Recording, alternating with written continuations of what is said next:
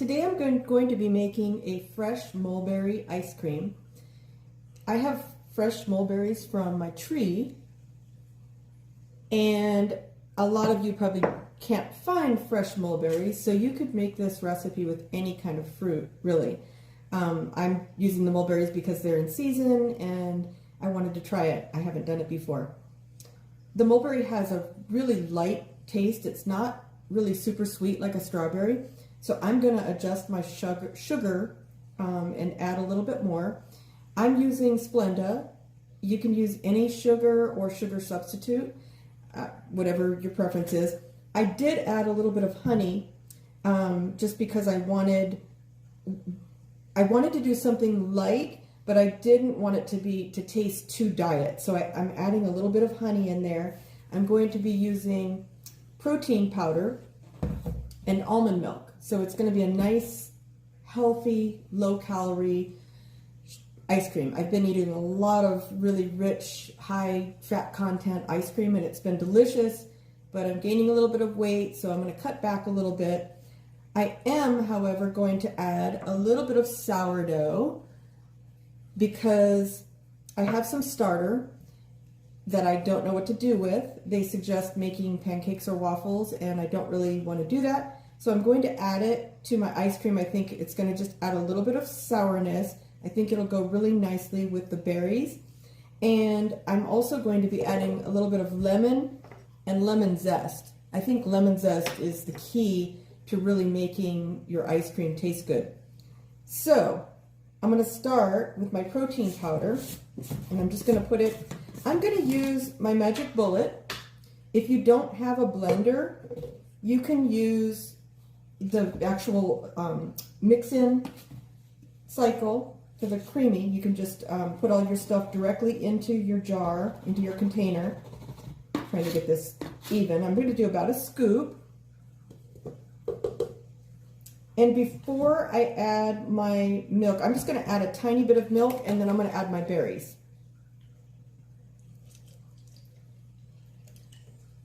I reserved a few berries for the top of the ice cream as display. They're the prettiest ones. Hopefully nobody will eat them. I washed these berries. I'm just going to put them directly in. You could pull the stems off if you want. I'm going to leave them on because they're not bad tasting. I eat them whole and they're totally fine, but that's a personal preference. So I would say this is about maybe half a cup of berries. And I'm going to add my lemon zest.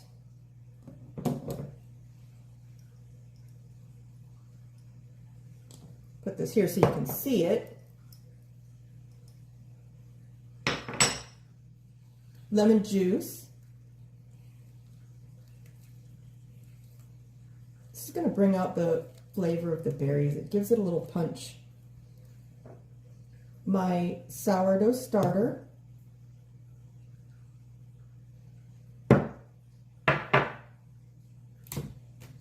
Little bit of salt. Sometimes I put my hand there to see how much is coming out because sometimes it's hard to tell. A little bit more milk. I'm going to add my sugar after I mix it because if I put my sugar in, it's going to go past the top and it's going to be difficult to mix. I want to have enough liquid in there that it mixes up really nicely. So I'm going to fill it, not all the way, but about there. And then I'll add my sugar and taste. I blended this up and now you can see it's got a nice pretty color. I poured it into my container and I noticed it was a little bit too high. I want to leave room. It's hard to tell because I poured some out. I need to leave room for my sugar and my other flavorings. So I just poured a little bit off and I'll use it for something else. So now I tasted this and it definitely needs something. It tastes a little bit like the protein powder drink. It doesn't taste exceptionally good, but I haven't added a lot of my flavorings. I haven't added my sugar, and I've got some other flavorings like this rose water, maybe some bitters. I haven't decided, aromatic bitters, maybe a little more salt and maybe a little more citrus. So I'm going to taste it, put that spoon aside. It doesn't taste bad. It just needs some flavoring. So I'm going to add my sugar. So this is Splenda. I'm going to add quite a bit because it's it doesn't have a sweet taste. And I'm going to add a little bit of rose water. Not too much. I want to be able to taste the flavor, but I don't want it to be overpowering. It gets a little soapy when you add too much of the aromatic, any of the aromatic flavors. If you add too much, I think it's like perfumey or soapy. I'm also going to add some Jell-O pudding. This is cheesecake flavor. You can use vanilla, you can use cheesecake flavor, any flavor you want. I'm just pouring some in. I'd say about 2 teaspoons. This is going to improve the flavor, and it's also going to make it so it's not icy. When you're using low calorie, low fat items like this almond milk and the protein powder, it tends to get icy, and that's just not a good thing for ice cream. So I'm going to mix this up really well, and then I'm going to taste it, and I'm going to adjust my flavorings and decide if I want to add some of these bitters. And I might add a little bit of something like Grand Marnier, something to really make the flavors pop. Let me taste this. I've added a little bit of salt, a little bit of honey, a little bit of Grand Marnier, and a little bit more of lemon juice, and it tastes much better. So I'm going to freeze this and spin it tomorrow. I have some leftover mulberry mixture that was a little bit too much, so I'm going to make another batch and kind of experiment. This batch, I'm going to add some full cream to make it, it's going to be higher calorie, but it's going to taste better too. Well, not necessarily. And I'm also going to try some goat cheese. So I'm going to see how that mixes up in the Ninja. I put that other batch of base in the freezer, and I had some leftover, and I didn't really know what to do with it. So I decided I'm going to make another pint of mulberry ice cream, but I'm going to make it a little bit more with more fat. So I'm going to use heavy cream. I'm also going to add some goat cheese. I haven't tried goat cheese yet. So first thing I'm going to do is strain this. The last batch I didn't strain, which is fine. It has little seeds in it from the mulberries. I'm sure they'll taste good, but it's just going to add a little texture to the ice cream. This ice cream I want to be more creamy, so I'm just going to run it through.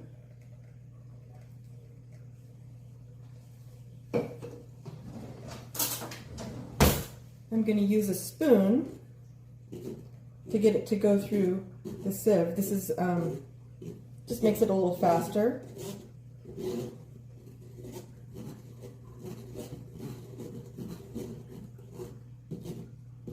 And then I'm going to add my sugar, my goat cheese, my cream, maybe a little vanilla, salt, and then I'll taste it.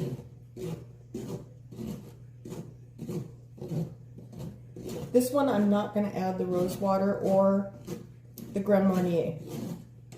I might decide to add something else after I taste it.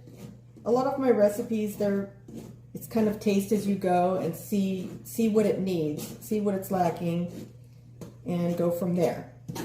So I think the last batch I think it's going to turn out pretty good, and it's still going to be fairly light. I did add a little bit of honey to it, but not too much. Okay, that's pretty good. So as you can see, I'll show you.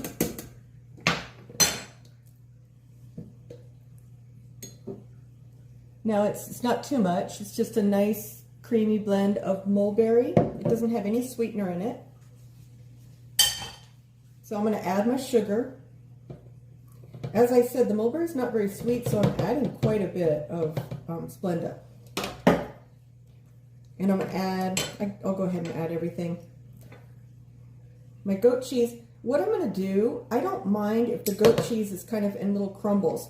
So I'm going to take it and just like with my spoon, break it apart and add it in crumbles so that I don't want it blended all the way perfectly through. When I eat ice cream, I like there to be little bits of different flavors, not completely all homogeneous one dimension. So as you can see it with my finger, I'm just kind of crumbling this apart as I add it. Then I'm going to add my cream. I'm not going to add my cream to the top. I'm just going to add a little bit so I can stir it and taste it and decide. I haven't decided if I'm going to make a whole batch or a half batch for this. It just depends on the flavors. Add a little bit of cream. I'm not adding the Jell-O because since I'm using cream, it should have no problems with iciness. Now I'm just going to stir it. And after I stir it, I'm going to add salt. I know it's going to need a little salt. Anytime, I can't think of any ice cream that I don't add vanilla and salt to. So I'm going to do that. It's stirring up nicely.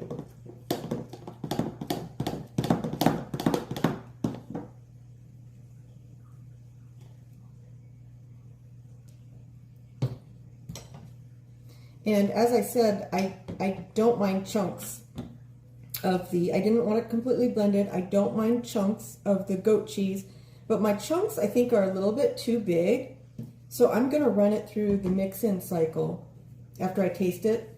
I'm going to run it through the mix-in cycle so it breaks it apart just a little bit. Stir it again and taste it. Decide if it needs anything. And decide if I want to add maybe a little milk to the top. As you can see, some of the goat cheese is still pretty chunky. I don't want it that chunky. I want it in small chunks, not humongous chunks. So I'm just going to take a little taste. It's good. I think it needs a little more sugar. I think I'm okay on the salt content. And maybe I'll add a little bit of milk and then run it through the mix-in. I've added a little more sugar, a little more salt. I tasted it again. It tastes really good, and I still think the chunks of goat cheese are a little bit too big. So I'm going to run it through the mix-in, as I said. So I'll show you that. Let me move the machine so you can see it better. I'm just going to put it in, just like a normal ice cream. Turn the power on. I'm going to do full, and I'm going to do mix-in. After running this through the mix-in, I stirred it, and I noticed it's completely mixed in. There are no chunks of goat cheese. So what I'm going to do to fix it, I have a little bit of room left. I'm going to add a few crumbles of goat cheese, but I am going to taste this first. It's tasting really good. So I just took some goat cheese from the package, and I'm just making little crumbles, putting them in.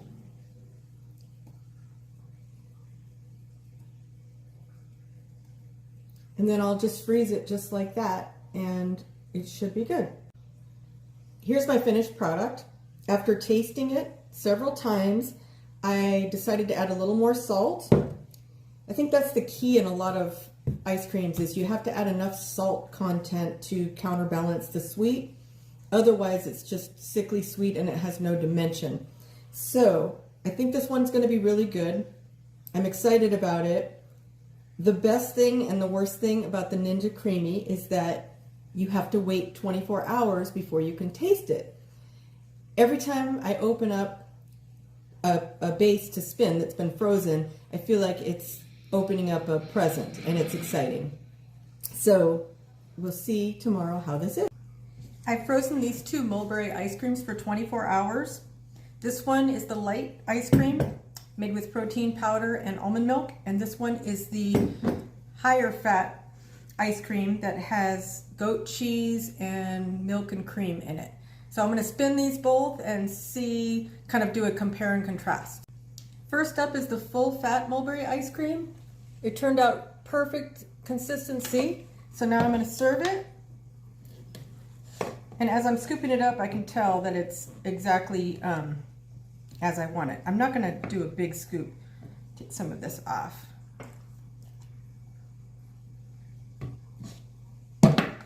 And taste. I'll show you how it looks. Perfect. It's delicious. There's the mix of the sweet with a little bit of the saltiness of the goat cheese. This one did not have alcohol, and I think that's a good thing. Sometimes when you put alcohol into the ice cream, it makes it difficult to freeze, and so it doesn't blend up nice. We'll see when I blend up the next batch. As you can see, this one didn't blend as nice. It looks a little bit grainy. As I was scooping it out, it didn't, it scooped out okay. It's about the right consistency, but it looked like it had little balls in it, and I can feel when I put my spoon through it that it has some iciness to it. It's definitely not good. It has a protein powder flavor. It's sweet enough, but it's definitely icy, and it does not taste good. I am going to try to salvage this one by melting it down and adding some pudding to it, maybe some vanilla pudding. But I don't know if it's going to be salvageable. I think my big mistake on this one was putting alcohol in it. I used Grand Marnier, and I think I put too much in. I would suggest, if you want to add a little bit of alcohol, that instead of mixing it into the ice cream base, you just make a sauce and pour it on at the end. So this one was a failure, but the goat cheese and full fat mulberry was really good. So one winner, one loser for this one.